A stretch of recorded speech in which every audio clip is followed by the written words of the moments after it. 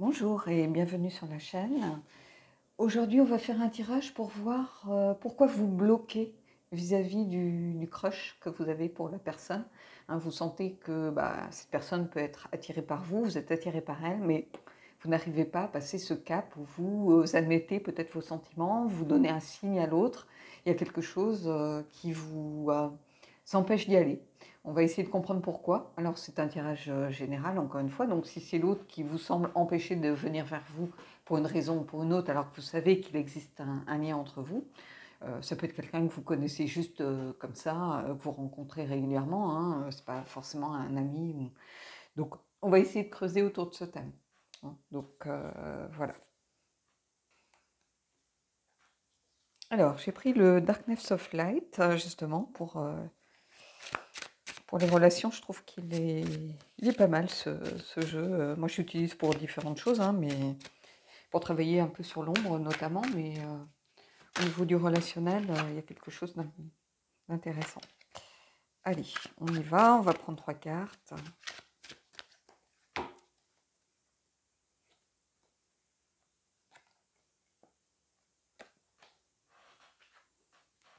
Alors, on a le roi d'épée. On a le 7 d'épée. Déjà beaucoup de mental. Hein. Et le 2 de denier. Donc, s'adapter, jongler, vivre au jour le jour. Donc ici, il y a beaucoup de mental, beaucoup de questionnements. Avec le roi d'épée, je vois différentes choses. Je vois quelqu'un peut-être qui a peur qu'il y ait une certaine stratégie, une certaine planification des choses, de mauvaises raisons qui poussent l'autre vers vous. Mais par contre, c'est quelqu'un qui trouve des solutions. Euh, donc, il y a quelque chose d'ambivalent ici avec le 7 d'épée qui représente un petit peu la peur de la tromperie, la peur de se faire avoir, de quelqu'un de malhonnête. Alors, est-ce que c'est ça que vous ressentez? Moi, j'ai presque envie de vous dire, si c'est ça que vous ressentez dès le départ, c'est pas la peine d'y aller. Si vous avez des doutes, alors peut-être que c'est une personne qui est un peu un beau parleur, qui est quelqu'un d'assez charismatique, qui a une sorte de cour autour de sa personne. Vous voyez, c'est quelqu'un qui attire un peu... euh, comment je pourrais vous dire ça, qui n'est pas forcément dans la manipulation pour manipuler de façon consciente, mais c'est quelqu'un qui en impose assez facilement, et du coup, de ce fait, il en impose aux autres. Et vous avez peur justement de rentrer dans ce jeu, ou peut-être d'avoir un jugement un petit peu faussé, hein, de vous sentir un petit peu, peut-être, alors, manipulé, mais pas dans le sens volontaire, si vous voulez, que cette personne, c'est dans son attitude, dans sa façon de parler, et vous avez l'impression que, comment je pourrais vous dire ça, vous n'avez plus de cerveau en fait quand vous êtes face à cette personne et ça vous fait peur. J'ai l'impression qu'il y a quelque chose un petit peu de cet ordre ici parce que le roi d'épée c'est quelqu'un peut être aussi critique à l'extrême par exemple. Vous avez peur de ne pas être à la hauteur ou vous avez peur d'avoir quelqu'un en face d'un petit peu stratège, d'un petit peu voilà, qui arrive toujours à sortir son épingle du jeu. Et ici, vraiment au centre, il y a cette crainte de tromperie. Et du coup, on peut facilement tomber dans l'auto-sabotage. Et j'ai l'impression que vous savez que cette personne est attirée par vous, mais c'est comme si vous bottiez en touche tout le temps. Vous voyez, il vous envoie des signes, il essaye de trouver des solutions pour montrer que il a envie peut-être de vous découvrir, d'entamer une relation et tout ça, et vous bottez en touche, alors que vous êtes attiré par la personne, mais vous faites semblant de ne pas comprendre ou vous faites semblant de ne pas percevoir les signes, vous voyez. Donc il y a deux tromperies ici. Vous avez peur de la tromperie de l'autre, que cette personne peut être trop bien pour vous, peut être trop beau parleur, trop dans le paraître par exemple, ou c'est peut-être quelqu'un qui est complètement à l'opposé de ce que vous êtes vous. Et du coup, ça aussi, ça peut faire peur parce qu'on dit, mais qu'est-ce qui peut attirer cette personne vers moi? Moi, ça m'est arrivé dernièrement où je me dis, mais c'est pas possible, quoi. Euh, et en fait, si. Parce que les extrêmes, on ne va pas se mentir, les extrêmes peuvent s'attirer. La personne peut sentir qu'elle a besoin de quelqu'un de complémentaire. Elle n'a pas besoin de quelqu'un qui lui ressemble. Elle a besoin de quelqu'un qui lui apporte autre chose. Et ici, il y a cette peur de la tromperie, le fait d'être dans l'auto-sabotage. Donc, il y a différentes choses. Il y a l'énergie que vous percevez de l'autre comme étant votre vérité à vous, mais qui n'est pas forcément la vérité. même si le roi d'épée peut être stratège, mais il peut être stratège simplement là dans sa façon de se comporter parce qu'il a envie de vous faire comprendre qu'il est intéressé par vous, tout simplement. Donc il essaye de trouver des astuces, il essaye de provoquer peut-être des situations, il essaye de provoquer des choses de façon à ce que vous réagissiez. Donc oui, il est stratège de ce fait, mais associé au 7 d'épée, il y a cette idée aussi d'avoir des craintes qui sont toujours présentes. Et justement, ici on a quelqu'un qui a du mal, en sens inversé, peut-être qui aurait du mal à trouver des solutions, parce que ça fait peut-être 2 mois, 3 mois, 6 mois que cette personne essaye de faire des pas vers vous, et vous, vous êtes bloqué, alors que vous êtes attiré par cette personne. Mais il y a quelque chose qui fait que vous dites, c'est pas pour moi, j'ai peur de pas être à la hauteur, ou je vais encore me faire avoir, ou c'est pas possible que cette personne qui est tant admirée, ou qui est si charismatique, soit intéressée par moi. Il y a sans doute un problème d'estime de vous-même ici aussi qui en découle. Et ici, on a le 2 de denier, et c'est le fait de... euh, je pense que vous êtes à un stade de votre vie où vous avez besoin d'équilibre. Vous avez besoin peut-être de stabilité. Et là, on a quelqu'un qui jongle continuellement, qui vit au jour le jour, qui a besoin, qui est en recherche d'équilibre et d'harmonie, mais qui doit faire face à une situation qui ne la sécurise pas. Vous voyez, vous avez besoin, vous aspirez au calme, à l'harmonie, mais en fait, vous n'êtes pas du tout rassuré par la situation. Même si la personne vous attire et que vous commencez peut-être à avoir des sentiments pour elle, mais c'est pas quelqu'un de sécurisant. Alors que vous la connaissez peut-être pas suffisamment pour déduire tout ça, mais c'est la vérité que vous êtes faite sur cette personne, qui n'est pas forcément la vérité, en fait. C'est votre vérité à vous, vous voyez ce que je veux dire. Donc il faut toujours faire attention à ça. Allez, on continue, on va aller prendre 2 cartes.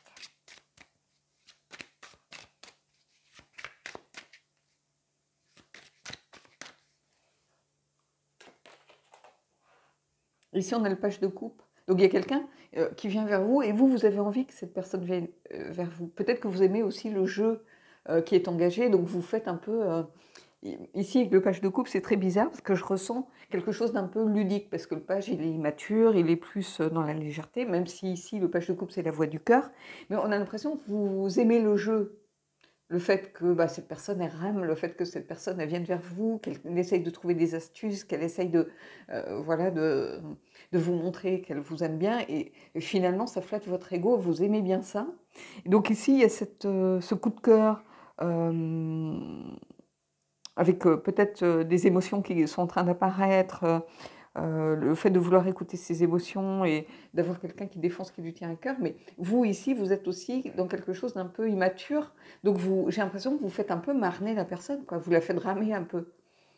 Alors, pas forcément de façon consciente, mais parce que vous appréciez que cette personne s'intéresse à vous. Donc, vous avez envie de faire durer un peu le plaisir. Parce que c'est une étape que beaucoup de gens aiment. Parce qu'une fois qu'on est avec la personne, oui, on passe à un autre registre, on crée de l'intimité, des connexions intimes et tout ça. Mais ce jeu, ce désir qu'on ressent chez l'autre, cette attirance mutuelle, le fait qu'on voit l'autre se décarcasser, vous dites, il y a l'ego qui rentre en jeu, on se dit, vraiment, on en vaut la peine, puisque cette personne, elle se donne du mal. Donc il y a ça ici que je ressens, avec le page de coupe, justement. On va aller voir, on va prendre une autre carte.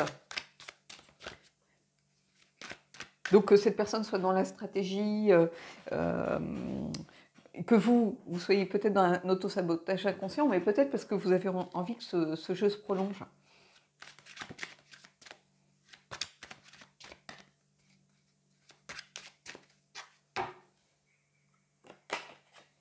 Vous voyez, l'as de coupe, donc il y a quand même une vraie possibilité ici. Il y a un potentiel, l'as de coupe, c'est y aller. Donc je pense qu'à un moment, les cartes vous disent qu'il faut un peu lâcher prise, il faut y aller, il faut accepter de saisir cette opportunité émotionnelle qui arrive. C'est un cadeau de l'univers ici. C'est un cadeau et il y a de la sincérité dans la relation. De toute façon, pour que cette personne se décarcasse autant, j'ai envie de vous dire, si vous n'êtes pas sincère, n'y allez pas. Mais si vous commencez à éprouver des sentiments, vous êtes vraiment attiré par cette personne et que vous êtes juste ici dans un jeu, donnez-lui une chance, allez-y. Après tout, si vous êtes consciente que vous êtes soit dans l'auto-sabotage, soit que vous avez peur de vous être trompé, non, j'ai envie de vous dire, ici avec cette carte, j'ai l'impression qu'il y a aussi cette idée qu'on est en train de se tromper, que non, c'est pas possible que cette personne soit attirée par nous. On doit mal interpréter les signes, vous voyez, c'est votre tromperie à vous. Vous êtes dans de fausses croyances. Mais ici, on a l'as de coupe et le page de coupe, donc il y a quelqu'un qui essaye d'offrir son cœur, en tout cas, et de tout saisir cette opportunité qui arrive. Donc, oui, il y a quelque chose de... Il y a quelque chose de beau ici, même si ça ne commence pas forcément sur de bonnes bases. Il y a une évolution vers quelque chose qui est beaucoup plus dans les émotions et les sentiments, en tout cas. On va voir un peu sur page de coupe ce qui se passe.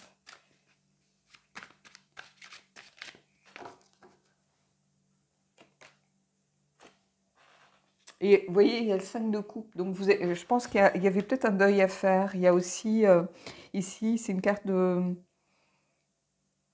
retour de l'ego aussi. Hein. On ne va pas se mentir. Hein. Peut-être qu'il y a un ex qui revient. Alors vous avez peur qu'il vous manipule. Quelqu'un que vous avez connu, pas forcément un ex dans un temps donné assez proche, mais plutôt quelqu'un que vous avez connu vraiment par le passé, qui a été séparé de vous peut-être par la vie, par le travail, par plein de choses, qui n'était pas forcément une rupture de tromperie, mais ça peut être la personne... elle fait sa vie professionnelle et voilà, elle laisse un peu de côté le sentimental au début de sa carrière, par exemple.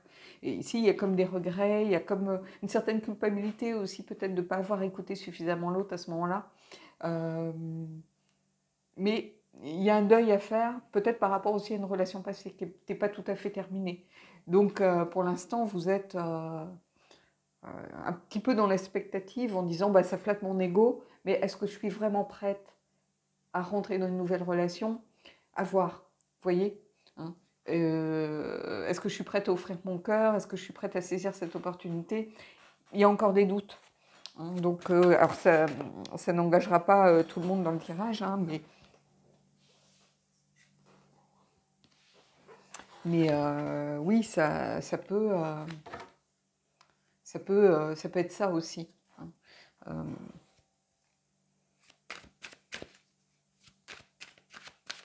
Allez, on va prendre pour l'as de coupe.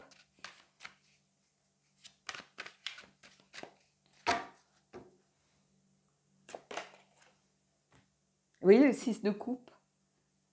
Donc, j'ai l'impression qu'il y a ce besoin, c'est ce que je disais quand j'ai tiré le page de coupe, je sentais de la légèreté. Ici, le 6 de coupe, il y a cette notion de légèreté, d'innocence un peu retrouvée. Et il y a aussi cette notion de retour d'un ex avec le rider. Le 6 de coupe, c'est une certaine nostalgie. Donc pour certains, ça va être le retour d'un ex, mais pas d'un ex que vous venez de quitter, hein. D'un ex vraiment comme si vous vous retrouviez peut-être à l'occasion des fêtes. Vous voyez, on rentre dans sa ville natale, souvent voir sa famille, alors qu'on ne vit pas là le reste de l'année. Vous allez peut-être retomber sur quelqu'un que vous avez follement aimé quand vous étiez peut-être adolescent, ou vous voyez, que vous n'avez pas revu depuis. Ça peut être ça. Hein. Il y a quelque chose lié à l'innocence, la nostalgie, le retour d'un ex ici, de la légèreté. J'ai l'impression que c'est quelque chose qui, contrairement à ce que vous pensiez ici, c'est pas forcément quelque chose qui va donner lieu à une relation avec des montagnes russes, des prises de bec, du conflit. J'ai l'impression que vous allez vous laisser, et c'est pour ça ici on a le 6 de coupe et le 2 de denier, c'est aussi s'adapter et voir au jour le jour. Peut-être prendre les choses avec beaucoup plus de légèreté que vos relations passées, en vous disant, de toute façon, tout ce que je gagne là, c'est du bonus, c'est cadeau. Dans la mesure où j'étais pas sûre de vouloir y aller, oui, c'est cadeau, en fait. Donc je prends le meilleur et on voit où ça nous mène, on voit ce qui se passe. Et ici, c'est un peu ça que je ressens. Qu'on décide de tout simplement voir ce qui va se passer, sans se prendre la tête, sans se poser des objectifs inatteignables. Vous voyez, donc le tout, c'est vraiment de laisser le passé derrière soi et de remettre peut-être de la légèreté et prendre l'opportunité comme elle arrive. C'est un peu ça que je ressens. Ici, il y a beaucoup, peut-être, c'est peut-être l'auto-sabotage, c'est peut-être votre façon de fonctionner aussi. Donc ici, il y a vraiment cette idée d'essayer d'être beaucoup plus dans la légèreté, vivre le jour le jour, voir où les choses vous mènent. tout simplement. Euh, on va prendre une carte. Je pense qu'on va en prendre deux, hein, comme je fais souvent avec ce genre de tirage. Et vous voyez le 5 de denier, donc il y avait sûrement un manque à un moment dans votre vie ici. 5 de denier, c'est vraiment le manque, se sentir exclu, les épreuves, les problèmes. Ça peut être des problèmes financiers aussi, on ne va pas se mentir. Donc peut-être que vous avez vécu une situation compliquée, ou peut-être que cette personne a vécu une situation compliquée au niveau financier, et qu'elle ne se sentait pas d'imposer ses problèmes à d'autres. Vous voyez, donc ben, il y avait un manque peut-être de s'ancrer, un manque d'ancrage aussi, un manque de faire face aux problèmes de la réalité, vous voyez. Quelqu'un qui a été peut-être dans... qui s'est beaucoup posé de questions par rapport justement à ces problèmes, ou comment on a pu en arriver là, comment... et qui avait besoin de régler cette partie de sa vie, sans doute avant de se lancer dans quelque chose lié aux émotions, aux sentiments, aux relations. Hein. Et quelqu'un qui était pris mentalement aussi peut-être par... qui avait des solutions à trouver, c'est pour ça que peut-être le roi d'épée ici est sorti, c'est quelqu'un qui avait besoin de se redéfinir des objectifs et de trouver des solutions de façon relativement exigeante, parce que le financier c'est très carré en fait, donc peut-être solder un passif, solder des dettes par exemple, pour pouvoir retourner libérer dans son cocon, dans ce qui fait que l'on retourne chez soi et que l'on revient à ce qui fait ce que l'on est. Je ne sais pas comment expliquer en fait. Je pense que vous comprenez le sens, mais je ne trouve pas les mots ici pour expliquer les choses de façon très rationnelle. Je le ressens, mais je n'arrive pas à trouver les mots. Oui, comme si quelqu'un ne s'autorisait pas à vivre pleinement les choses qu'il ressent tant qu'il n'a pas trouvé des solutions à ses problèmes personnels en fait, hein, qui sont financiers ou peut-être d'ancrage, quelqu'un qui à un moment donné analysait peut-être beaucoup trop les choses et finissait par s'épuiser dans cette analyse, la raison qui prenait le pas sur tout. Et j'ai l'impression que c'est quelqu'un qui a envie de revenir à ses essentiels qui sont représentés par la maison. C'est pas forcément une église, hein, c'est un endroit où il y a de la chaleur, de la lumière, des émotions, voilà, une sorte de cocon où on se sent un peu plus protégé, un peu plus en accord avec soi-même. Allez, on va aller prendre une autre carte.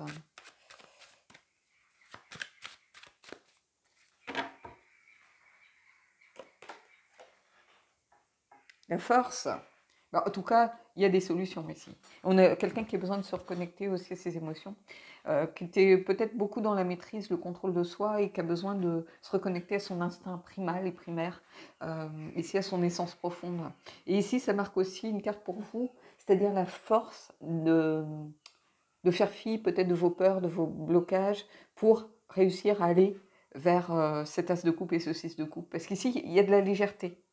Il y a une certaine innocence, c'est une relation où on ne va pas se prendre la tête. Et c'est peut-être une relation qui ne va pas forcément perdurer très longtemps, mais c'est une relation qui va vous aider à voir les choses et la relation avec un grand R différemment de de la façon dont vous aviez l'habitude peut-être de la vivre. Donc voilà. Allez, on va les prendre. J'ai envie de prendre une des cartes du justement Heal Yourself pour voir un petit peu ce qui se cache derrière ça et voir ce qu'il y a peut-être à travailler par rapport à ça.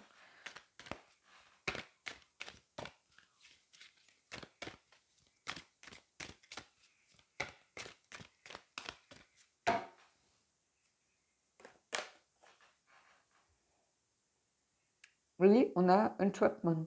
Cette carte, elle est déjà sortie. Je ne sais plus si c'est en guidance privée par contre ou sur la chaîne. Mais j'ai l'impression que vous vous sentiez un petit peu prise au piège de quelque chose. On a l'impression qu'il y a quelque chose du passé qui est comme un fantôme ici, pas bien défini, mais qui fait que vous êtes quand même pris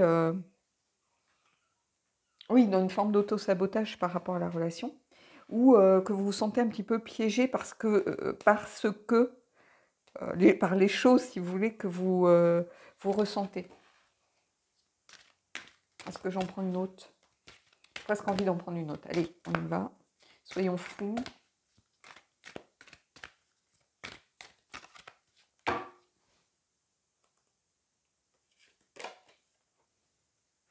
Oui, il y a une renaissance ici. La renaissance, on la voit avec ce deuil ici à faire, ce page de coupe qui vient offrir son cœur, mais votre envie aussi peut-être d'une certaine légèreté, de quelqu'un un peu d'immature qui renaît par rapport à la relation telle qu'elle doit être. Et ici, on a quelqu'un qui revient de loin, j'ai l'impression, hein, qui s'est senti très longtemps, peut-être, c'est peut-être ça qui vous faisait peur pour certains d'entre vous, c'est qu'à partir du moment où vous êtes en couple, vous vous sentez pris au piège.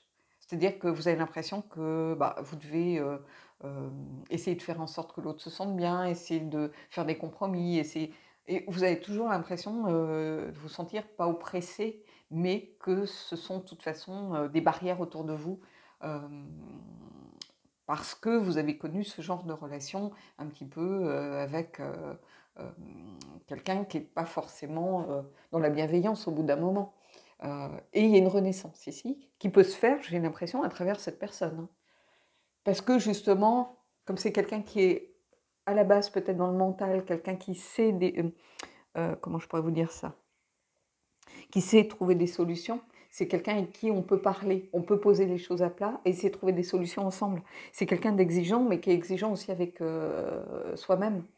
Donc c'est pas forcément une personne facile dans le sens où elle va dire amen à tout ce que vous faites, hein, mais ce sont des discussions constructives et bénéfiques. Ce ne sont pas ici des discussions pour euh, de manipulation, même si le roi d'épée peut être stratège. Euh, mais ici, il y a quand même de l'amour, vous voyez, on a toutes ces coupes là, donc il y a quand même beaucoup de cartes de coupe, donc il y a beaucoup quand même d'émotions et de sentiments entre vous. Donc oui, il y a quelqu'un qui renaît après peut-être s'être senti beaucoup plus dans des relations un petit peu oppressantes, hein, pas forcément toxiques ou pas forcément avec des gens malveillants, mais pour qui la relation, peut-être à cause d'un schéma familial tout simplement, euh, pour qui la relation avec un grand R, encore une fois, est une sorte de piège ou de chose-trappe ou d'enfermement, hein. Quelqu'un qui se sent enfermé dans le couple, en fait. Ça arrive, hein, on le voit, hein. Moi, j'étais un peu comme ça au début. Pour moi, j'ai toujours été très autonome, très indépendante.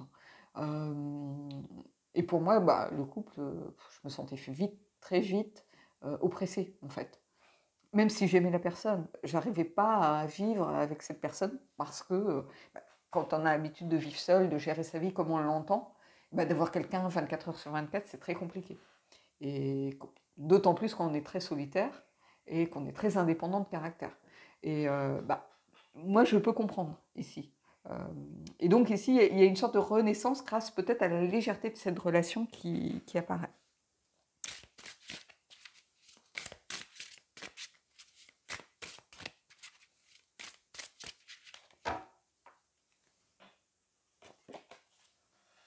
Cadeau. C'est pas souvent qu'avec cet oracle, on a une belle carte comme ça. Donc oui, il faut prendre ça comme un cadeau. Cette relation, c'est un cadeau finalement, qui va vous aider peut-être à voir tout simplement la relation avec quelqu'un sous un autre angle, qui va vous aider à prendre conscience que non, c'est pas forcément un enfermement. On peut décider de ne pas vivre ensemble, hein. Moi, j'ai souvent été en couple sans forcément m'installer ou vivre avec la personne. Le quotidien, en fait, moi, m'intéresse peu. Donc, bon, on va pas se mentir, des fois, je m'arrangeais pour trouver des gens qui bossaient à distance ou qui avaient un boulot très prenant ou justement pour souffler. Et ça ne voulait pas dire que je n'aimais pas la personne, ça voulait dire que moi, je n'ai jamais été dans des trucs très fusionnels, en fait, hein. Et pourtant, je suis quelqu'un de loyal, sincère, voilà, fidèle. Et la distance ne change rien pour moi. À partir du moment où j'accepte d'être avec quelqu'un, j'accepte à 100%, quoi. Donc, c'est un contrat moral avec moi-même. Hein. Et ici, cette relation, ça va être un cadeau, je pense, qui va vous aider de toute façon à grandir, même si ça n'a pas vocation de durer, de perdurer dans le temps. C'est quelque chose qui va vous aider à grandir et à voir la relation avec une autre façon de voir les choses. Je vais prendre le Fallen Angels parce que c'est un bon amplificateur de tirage. Et puis, il met des petits coups de pied au derrière aussi. Alors, vous voyez, là, l'oracle du corbeau qui a l'habitude de mettre des coups de pied au derrière parfois. Non, l'habitude, je dirais. Avec moi, il a l'habitude, avec vous, parfois. Voilà, c'est ça que je voulais dire. Là, on va voir avec l'oracle des anges déchus.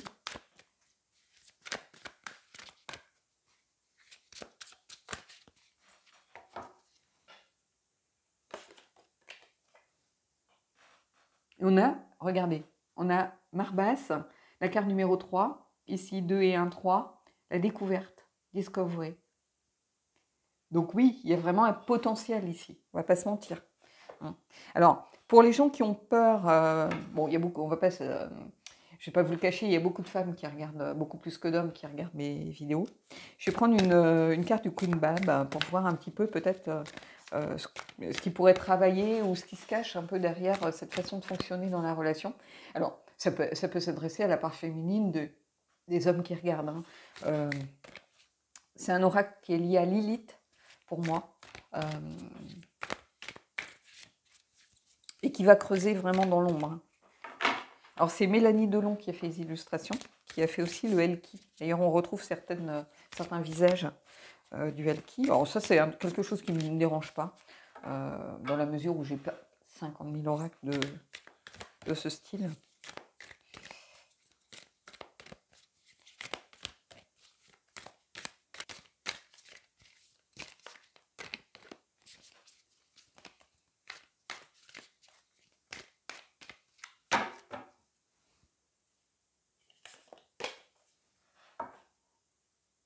Dive into the fire. C'est la dernière carte du jeu, la carte 45. Et on vous dit, lâchez prise, transformez-vous, renaissez. C'est ça les mots-clés de cette carte. Donc, on a cette idée vraiment de phénix qui renaît de ses cendres ici. D'ailleurs, regardez. Phoenix Rising, regardez ici. On a à nouveau le phénix. Donc, il y a vraiment quelque chose, on vous dit lâchez prise, allez-y, abandonnez-vous à l'amour, plongez. Ça va vous aider à évoluer, à vous transformer et à renaître quelque part. Donc, ici, on a un très beau message avec ces deux cartes-là. Regardez, on a vraiment Phoenix Rising et Dive into the Fire. On a vraiment un très beau message.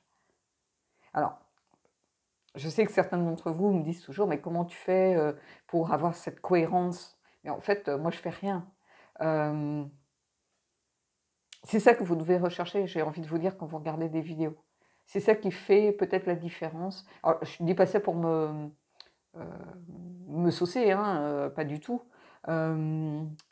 Parce que j'ai des tirages chaotiques, des tirages où je ne comprends pas ce qui se passe, des tirages où j'ai l'impression que ça part dans tous les sens, que les énergies s'entremêlent de façon complètement anarchique. Et ça m'arrive aussi, mais quand vous avez des chaînes où il n'y a que ça, soit c'est la personne peut-être qui tire les cartes qui a un problème qui aurait besoin d'un nettoyage énergétique parce qu'on absorbe beaucoup d'énergie. Et des fois, il faut faire un peu le vide et il faut faire de la place, tout simplement. Donc, il faut peut-être simplement mettre en pause et attendre un peu avant d'y retourner. Hein. Mais cette notion de cohérence, hein, j'ai envie de vous dire, elle est logique dans la mesure où moi, je suis un vecteur. Je suis pas, c'est pas moi qui influe sur les cartes qui vont sortir. Je me dis pas, allez hop, tiens, ça m'arrangerait bien que le 2 de coupe sorte là pour appuyer mon message. Non, vous voyez bien, c'est pour ça que je m'attache à montrer que je prends une carte au hasard. Voilà, donc j'ai envie de... Quand certaines personnes me demandent qu'est-ce qui fait qu'on peut faire confiance et tout ça, bah, j'ai presque envie de vous dire qu'il faut qu'il y ait quelque chose d'harmonieux au bout d'un moment qui se dégage et que vous vous disiez que vous avez des messages, même si ce n'est pas les messages que vous attendez.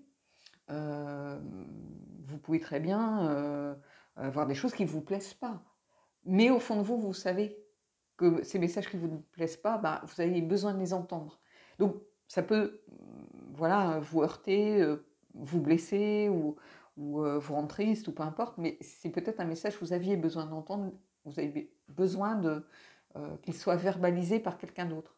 Mais quelqu'un qui tire de façon foutraque,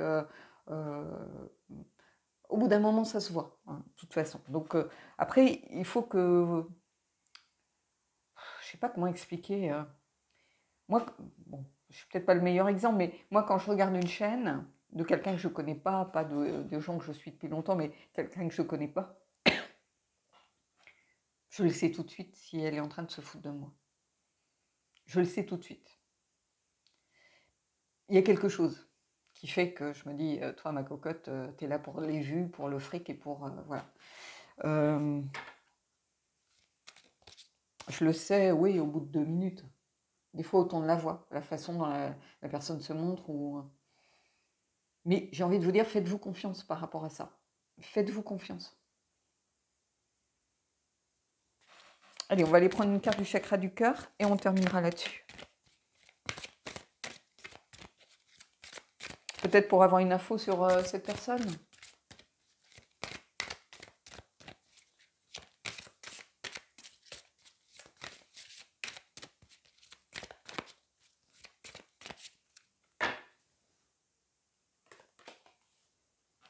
Tout bouge maintenant. Donc je pense que oui, cette personne, en fait, tout bouge maintenant. Pour moi, cette personne, elle est vraiment en train d'essayer de ramer. Elle rame, elle rame, elle rame, elle essaye de vous envoyer des signes, elle essaye des petites choses. Bah, elle est stratège, elle est roi d'épée par rapport à ça. Parce qu'elle essaye de mettre en place peut-être des rencontres par hasard. Je ne sais pas, allez hop, elle connaît vos heures à la boulangerie, ou comme par hasard elle est là, ou peut-être que si vous travaillez avec elle, bah, oh, voilà, il y a un truc dans le dossier qu'elle connaît parfaitement, mais bizarrement elle a besoin d'une information supplémentaire. Vous voyez, elle est dans la stratégie par rapport à ça, pour trouver des façons de vous montrer qu'elle est intéressée par vous, qu'elle a envie de bah, peut-être de tenter voilà, l'aventure, qu'elle essaye aussi de faire en sorte d'avoir des signes de votre part.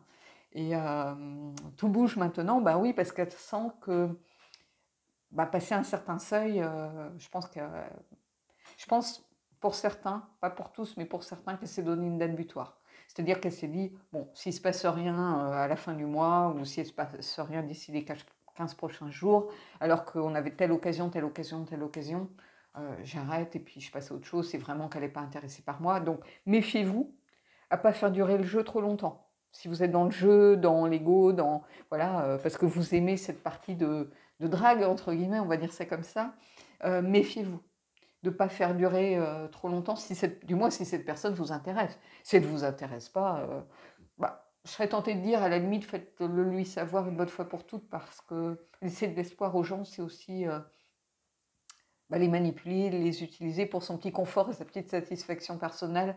Et je trouve ça un peu mesquin et petit, et on blesse les gens, en fait. Donc, si vraiment c'est quelqu'un qui ne vous intéresse pas, mais bon, si vous regardez la vidéo, je pense que ce n'est pas le cas, mais peut-être que vous allez vous apercevoir, bah non, finalement, c'est pas une personne pour moi. Peut-être que lors des fêtes de fin d'année, vous allez rencontrer quelqu'un d'autre, mais dans ce cas-là, j'ai envie de vous dire, faites-lui comprendre que voilà, c'est mort, et qu'elle puisse, elle aussi, faire le deuil et passer à autre chose.